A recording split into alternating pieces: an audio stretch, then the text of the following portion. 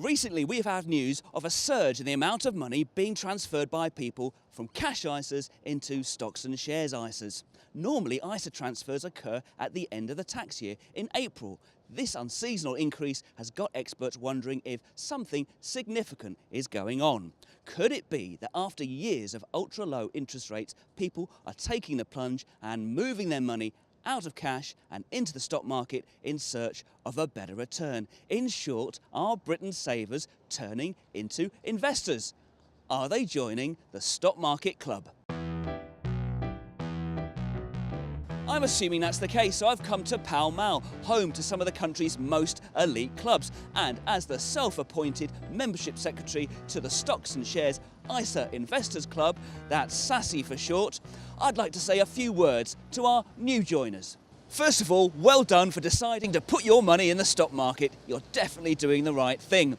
Even though interest rates may rise over the next few years, investing in stocks and shares is the most effective way of growing your money above the rate of inflation. Secondly, now you've invested, don't stop. Keep the money coming. Although there's no minimum annual membership fee to this club, to get the most out of investing, you need to make as much use of your annual stocks and shares ISA allowance as you can.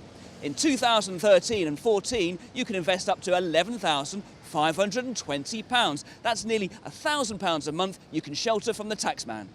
I'm pleased to see a lot of you have joined the equity income group of the club. That means you've put money into a fund investing in companies either paying good dividends or expect to grow their dividends in future.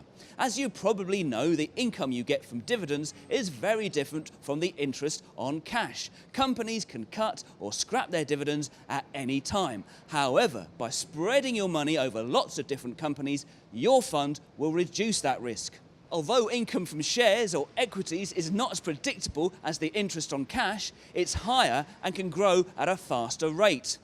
The income you get from dividends is one of the main long-term drivers of stock market returns. So even if you're a growth investor who doesn't need that income today, you'll be pleased to hear that shares in companies that pay good dividends tend to do very well indeed. I know it's exciting to be a new member, but can I urge you not to use our amenities too much?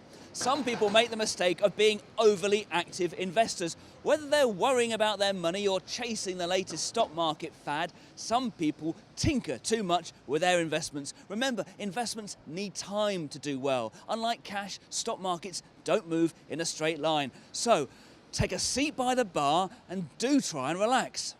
But don't switch off altogether like some of our members in the library. It's important to keep your money in shape with an annual review.